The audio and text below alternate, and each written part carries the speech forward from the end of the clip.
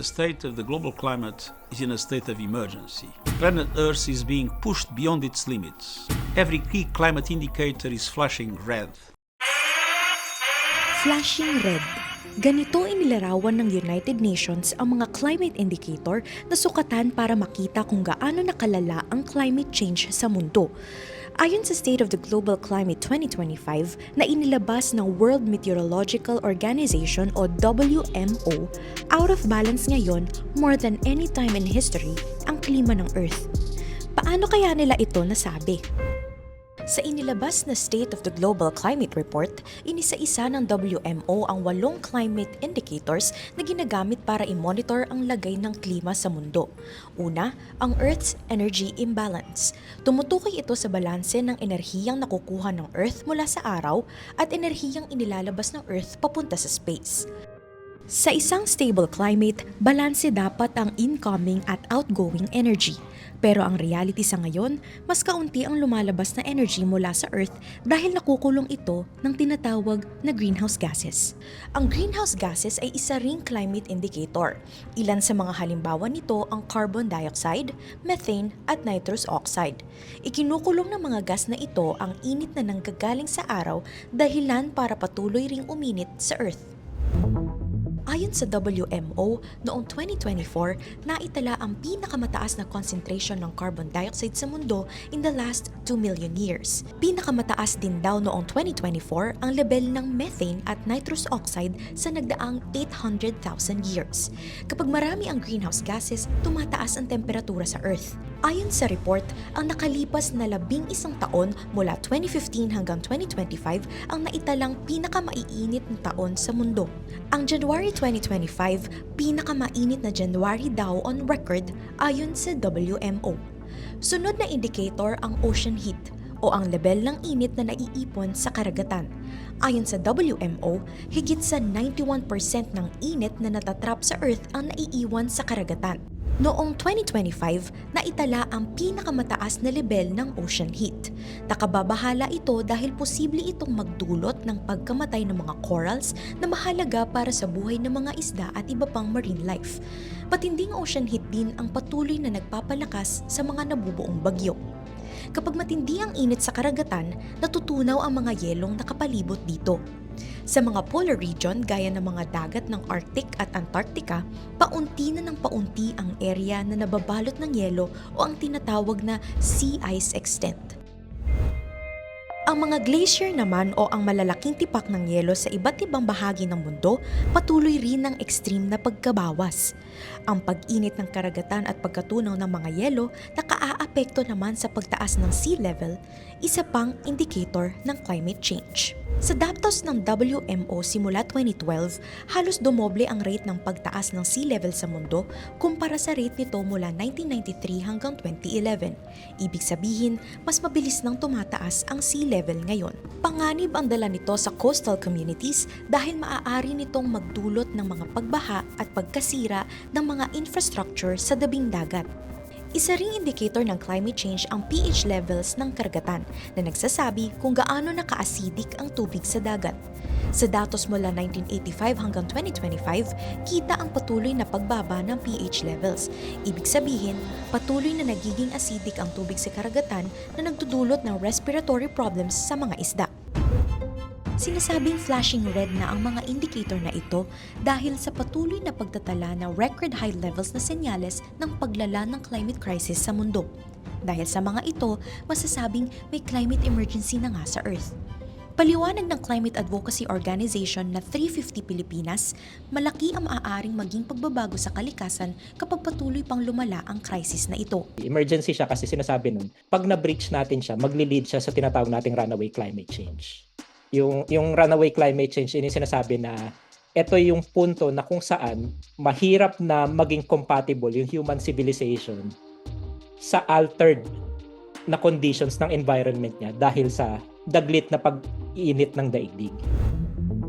Ano naman kaya ang ibig sabihin nito para sa ating mga Pilipino? Paliwanag ni Chuck Baclagon, may epekto ang pagiging archipelago ng bansa kung bakit vulnerable tayo sa mga epekto ng tumitinding climate change. Ang ano kasi ng archipelagic na countries, ang pinaka-common sa kanya is mas maraming bahagi ng landmass niya ang exposed sa tubig. And yung impacts ng climate change, mostly nangyayari yan within close proximity sa tubig. Kabilang sa impact na ito ang mga pagbabago sa weather patterns gaya ng pagkakaroon ng mas malalakas na mga bagyo na dulot daw ng pagbilis sa water cycle dahil sa pagtaas ng temperatura ng tubig sa karagatan.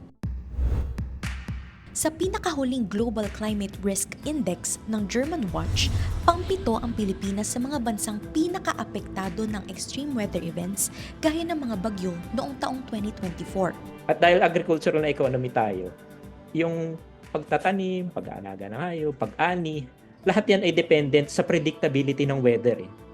Pero nawala na yung predictability niya dahil nga sa global warming. Diba? Hindi na fixed at malalagay natin on a schedule, kumbaga, yung seasons. So, yun yung sumunod na impact. Pero hindi nakukulong sa usapin ng environment ang epekto ng lumalalang lagay ng klima, lalo na sa Pilipinas. Paliwanag ni Fred de Mesa, National Coordinator ng 350 Pilipinas, apektado rin ng climate crisis ang iba't ibang aspeto gaya ng supply ng pagkain sa bansa. Halimbawa, kung mas kaunti yung produce ng mga agricultural products dahil sa malalakas na at matitinding pag-ulan bunsod ng climate change, at yung matatindi at malalakas din na pag-init o mas mahabang pag-init, yung tinatawag na long El Nino, mas konti yung produce. Kapag mababa ang supply, mas tataas ang presyo ng pagkain at mga bilihin. Apektado rin pati ang pag-aaral ng mga kabataan na madalas naaantala tuwing matindi ang init at ulan. So, paano makaka-adapt din halimbawa yung mga estudyante o yung mga classrooms ba, na yung mga infrastructure din ba ng mga classrooms ay conducive sa learning adaptability halimbawa ng mga estudyante. Sa Pilipinas, marami ng batas ang naipasa patungkol sa klima, kalikasan at iba pang natural resources. Nariyan ang Philippine Clean Air Act of 1999, Renewable Energy Act of 2008, Climate Change Act of 2009, Disaster Risk Reduction and Management Act of 2010, Energy Efficiency and Conservation Act noong 2019 at iba pa. Pero ayon sa 350 Pilipinas, least prepared pa rin ang bansa sa mga epekto ng climate change. It is the absence of governance structures that would ensure yung adaptability natin sa impacts ng climate change. And most of the time, ina-approach lagi yung climate change at yung mga impacts nito from the perspective of disaster response. Whereas dapat tingin namin, it should be the development agenda. Kapag sinabing development agenda, ayon kay Baclagon, kailangang isaisip ang realidad ng climate change habang nagpaplano ng anumang development project. It's also about a lack of yung role na ginagampanan o papel na ginagampanan science sa nation building natin. Diba? Yung development decisions that we use, most of the time it is looked upon as a means to an end to solve yung ano ba yung immediate na pangangailangan na dapat nating tugunan without looking at it from the long term and without utilizing data to inform how we could plan ahead. Yung lahat ng pagtugon sa krisis ng klima, ang mas makatotohanan na measure niyan is to ensure na yung tao mararanasan niya yung kalidad ng buhay na may dignidad dapat habang nararanasan niya yung impacts ng climate change. Sa international scale naman, kailangan daw manguna ng Pilipinas sa climate action bilang isang vulnerable na bansa. Kasi tayo na ngayon vulnerable, tapos hindi pa tayo yung maglilid ng pagtugon para solusyonan yung krisis. Anong message na sinesend nun sa international community na hindi tumutugon, di ba? Lalo na yung mga historic emitters. Okay lang pala na wala rin silang gawin. Dagdag ni Baclagon, kailangang immobilize din ang iba pang mga bansang nakararanas ng matinding epekto ng climate change, kahit na kaunti lang ang kontribusyon nila sa paglala nito batay sa kanilang greenhouse gas emissions. Sa pinakahuling datos ng Emissions Database for Global Atmospheric Research o EDGAR, 0.5% ang share ng Pilipinas sa kabuuang greenhouse gas emissions sa buong mundo. Maliit man pero significant pa rin ayon kay Baclagon. Pag tinignan mo kasi yung niyan, di ba? Yung contributions ng emissions. Cumulative yan eh. Let's say lahat ng bansa na least ang contribution, sabihin nila hindi namin tutugunan yung crisis, that would still account to 40% of the emissions. So, mahalaga na yung leadership na yun. Sa kabila ng patuloy na paglala ng lagay ng klima sa mundo, may magagawa pa rin naman daw ang individual action. We tend to discount yung individual actions that we can take. Pero mahalaga yung pag-exercise natin ng individual agency natin to integrate yung mga pinaglalaban natin into our lifestyles. Ano nga ba ang mga maaari nating gawin? Para sa 350 Pilipinas, mahalaga ang magagawa ng mga simpleng desisyon natin sa araw-araw. Mula halimbawa sa pagpiling magbisikleta papunta sa trabaho, pagtitipid sa kuryente sa loob ng bahay, hanggang sa pagbili ng mga local food sources. But at the same time, we also have to recognize that we can only do so much. Kaya kailangan ng bigger na systemic change